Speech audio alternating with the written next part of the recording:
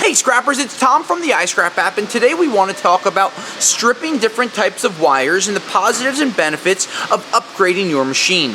Now we know that the basic wire stripping form is taking your wire, laying it out in the sun, taking a razor blade and going down the middle and peeling it clean. But with so many of you producing so much wire nowadays, and with the push on safety, we wanted to talk about a couple of different options. Now there is one option that you can put on the end of a drill and you can do it by hand, but we want to talk about one that you can upgrade from there, which is going to keep its longevity and help you make more money. Now this machine in front of me is made by Stripmeister, and while we're not promoting them, they do make a very solid wire stripper. Things that you want to be able to look for when you have a wire stripper, a couple of different highlights. Number one, you always want to make sure that any wire stripper you have has an emergency stop that goes in and goes out. By having that emergency stop, first thing you're going to want to do is always test it just to make sure that it pushes itself in when you turn the machine on. Now with these different speeds, you want to make sure that you're not pulling the knob too fast, and we generally recommend having speeds at a lower speed before turning it up.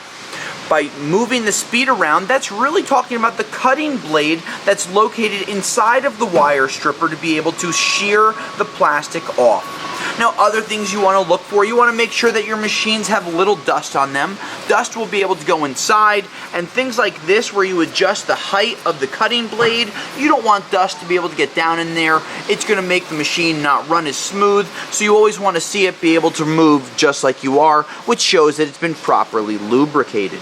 Now this has a safety guard, it has two moving pieces, but things you want to look for, you want to make sure that you can't really get your fingers inside. God forbid someone is doing that, you could get seriously hurt, but you always want to use safeties. Now this safety gives you the ability to move it up and down, but instead of keeping it up and really exposing the blade, you always want to be able to adjust it down. And by adjusting it, you make it so your hand can't fit in there and only the copper wire can.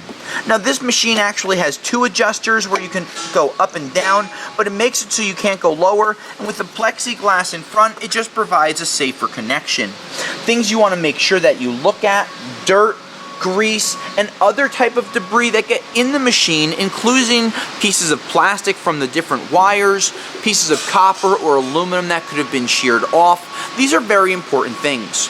Now at my scrapyard, we actually have a checklist of different items that we go over, which is some of the things that we mentioned. You always want to make sure the extension cord that you're using is not frayed. You always want to make sure that the cord is plugged in, and when you go to test things, you want to make sure that you have a nice connection on both sides.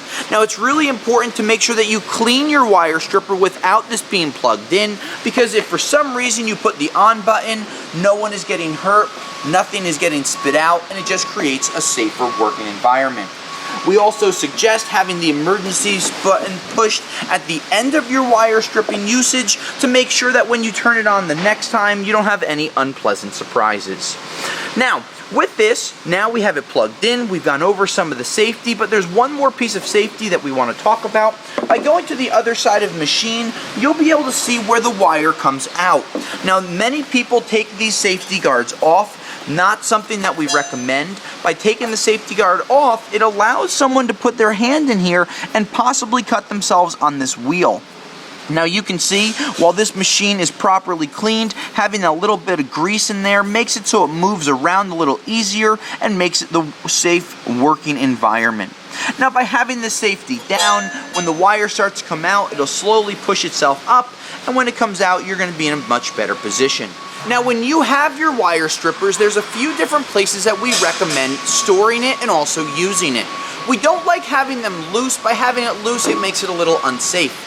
Things you might want to think about: building a table similar to the one that we built here. We built it out of 2x4s and a pallet, makes it easier to move around.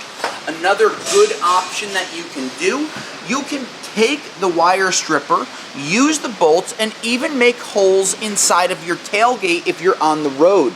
By being able to take this and really secure it right to your truck, you'll be able to use it wherever you are. But if you're using it at home, you could always bolt it to one of your work tables, workbench, or areas that always make sense for you, where it's not going to be touched, where it's going to remain safe.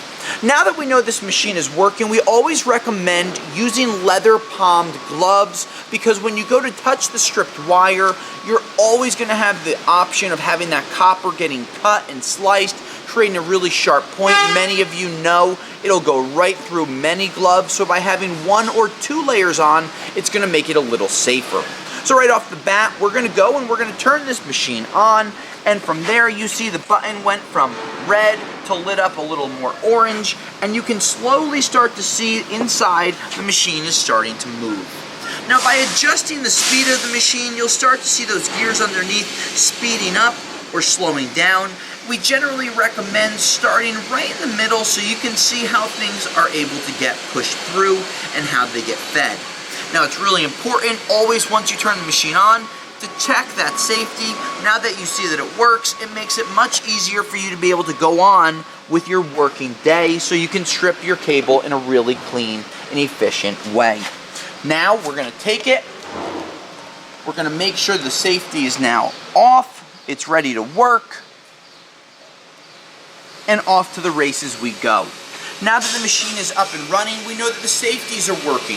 We know that the machine is bolted, and now you want to make sure that you adjust your blade so it's just going to be touching the top of the wire. We always recommend having the machine off, putting it in, and you should never be able to push this all the way through. If you can push it all the way through like this, that means that you're never going to be stripping it and that you're going to be wasting time. So you want to make sure to put it in, slowly lower the blade to the point where you can no longer move the wire, and that's exactly where you want to start stripping it. Now before you start stripping it, you want to make sure you pull the wire out, you turn that machine on, and now we can go ahead and start to push everything through. Now we see the blade is in place, the gears are moving, safeties are there, and we can slowly start to push this piece through. By using leather palm gloves, it creates a safe environment, and on the other side of things, you can start to see what this wire looks like. Now that you've successfully taken that piece of wire, whether it's aluminum or copper, and pushed it through the stripper, let's look at what we have on the other side. What we see is a nice clean cut going right down the middle. That means that your blade is sharp and you're in good shape. What we don't see is the cutter going right through the metal. While it made a small indent, that's okay, because when you go to strip it, you want to make sure that you're not going to get hurt through any of the shards that you could create on your own through stripping. Now with those leather palm gloves on, you want to be able to clearly get a piece of this, hold the other side, and slowly work your way down. We say slowly because sometimes you could have a piece of copper or aluminum get cut, creates a sharp surface, and if you've ever had it cut you before, you know that it's a really sharp slice. We've actually heard about people getting stitches during the wire stripping process. Now at the end, it should pop off nice and clean.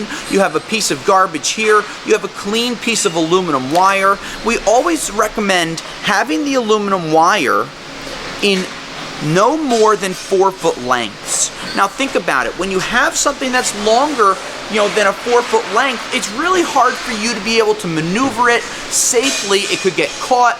By the time it gets caught, it might be too late where it could bind up the machine. Also, by having about 4 feet long, it makes it not only easier to strip, but you can immediately take it and bend it and get it ready to go into a bin to bring to your scrapyard in a much more efficient way.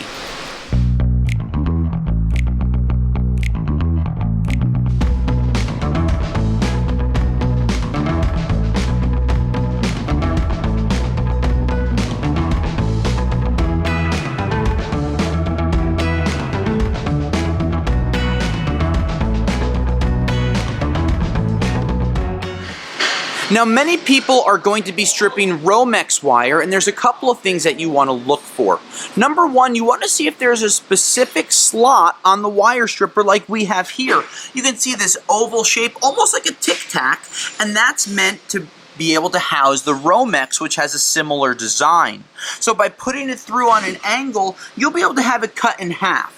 Now we're going to put it through, and you're going to want to always make sure that you have tight pieces, because if they get too twisted, they're not going to go through the machine correctly. So you want to make sure you cut it into smaller sections, make sure that it's safe, turn your machine on, put your gloves on, and then slowly start to push this piece through.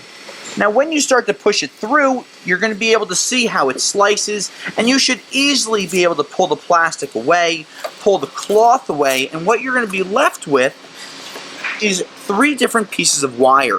You have your bare bright copper grounding rod, you have your piece of THHN, and after you get this THHN, you have a second piece that comes with it, and now you can decide whether it's worth your time to strip these, where many people do. Now some strippers will have even smaller holes to be able to put this through, but just know that you really need to make sure that your blade is so sharp and so close to the plastic that it strips it really quickly and really easily.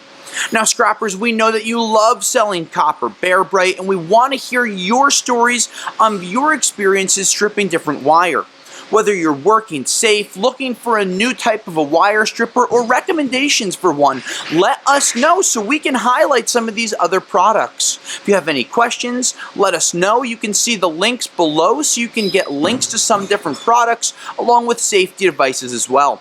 This is Tom from the iScrap app, and until next time, I'll scrap you later.